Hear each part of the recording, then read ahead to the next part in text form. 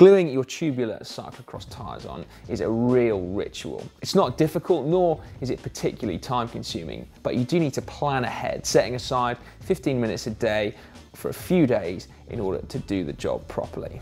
Why? Well, it's all about layers. So you see, tub glue is a really strong adhesive, but it sticks best to itself, meaning that you need loads on both the rim and the tyre in order to get really strong adhesion. However, one thick layer isn't going to be effective, so we need to build up thinner, successive layers over a course of days.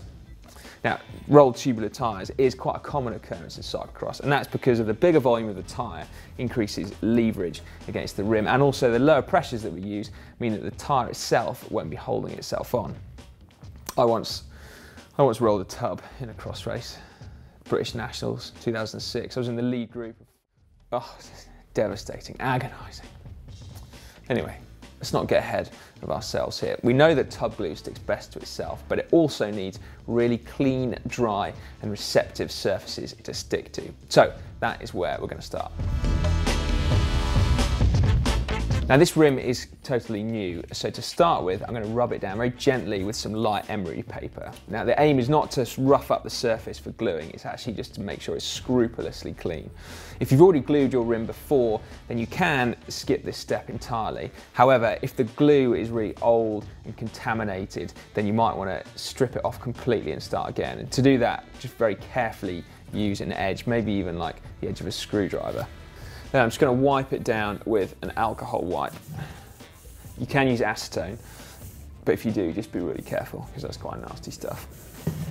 Likewise, we also need to do the tyre. Now, as you can see, this is not a new tub, but if it was, it would have a very light coating of latex over the base tape, and that is not a good surface for glue to stick onto. So we need to remove it, and to do that, you take something like a metal file and then very lightly rub it over the surface of the base tape.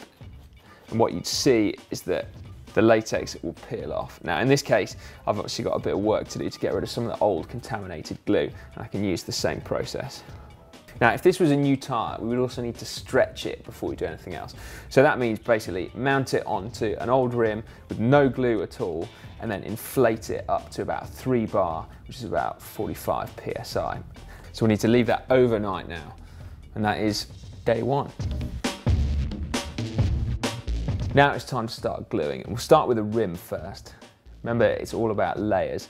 I've got it in a truing stand, and basically I'm going to start at the valve hole and then apply a thin, even and very comprehensive layer of glue to the rim, making sure that it's right up to the edge of the rim. If it does go on the braking surface, then wipe it off quickly. Now, although I've said that tub glue sticks best to itself, it also has an annoying affinity to things like carpet, furniture, clothes, skin, and then just general fluff. So I'm taking precautions. I'm wearing gloves, as you can see. I'm also wearing old clothes, and the workshop is relatively clean. Now, tub glue is also really pretty nasty stuff. So when you're gluing, make sure that you're doing it in a really well ventilated area. Not like at the shed at the bottom of your garden, where no one's going to hear you if you keel over. With the rim glued and now drying, I'm going to turn my attention to our newly stretched tyre. So we need to inflate it just enough so that it starts to turn inside out, and then using exactly the same process, we'll apply a thin and even layer of glue just to the base tape here. So we need to set both the tyre and the rim aside now to let them dry out at least overnight. So that'll be the end of day 2. Then I'm going to repeat the process on both the rim and the tyre to apply a second layer of glue, so that'll be day 3. Then, if I'm completely honest, I'll also probably apply a third layer at least to the tyre, possibly even a fourth, so that'll be another 2 successive days. Right, it's actually time to do some sticking now. So we need one final layer of glue on the rim, being a little bit more generous this time, and then we need another layer on our tyre. Once we've got that on the tyre, we can let a bit of pressure out to make it easier to mount it on the rim. Then we take a sheet of clean cardboard, lay it on the floor, firstly to protect the floor, but also so that you can protect the rim and the tyre from any kind of fluff. Then place the rim on the cardboard with a valve hole facing up towards you, and then, as we did when we were stretching the tub in the first place, just simply push it on, stretching it down, and then just be really careful when you get to those last few inches so you don't actually end up with glue all over the sidewalls of your tyre.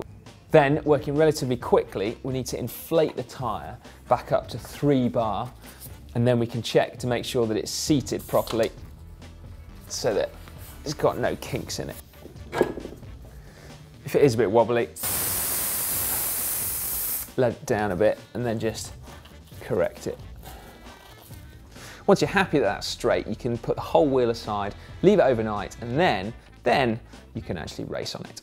Now, there is one alternate method to just using glue, and that says you put a layer of tub tape on just before your final layer of glue on the tyre and the rim. Now, the theory goes that that adds a little bit more adhesion, and then it also, perhaps more importantly, gives the tyre a greater contact patch with the rim, particularly if the rim has a really deep channel in it. Now, I actually think you can do that job just with glue, but it depends, it would seem, which side of the Atlantic you live on as to which method you subscribe to.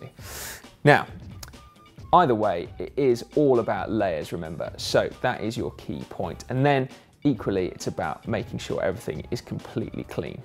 If you want to see more cyclocross content on GCN, particularly some how-tos from Bart Wellens, the master, then you can click straight through to that playlist. Or for more maintenance videos, then you can get through straight down there.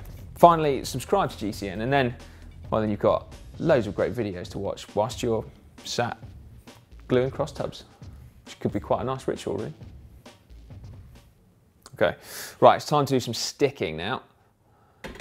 This probably wasn't as smooth as I pictured in my head. Right, it's time to do some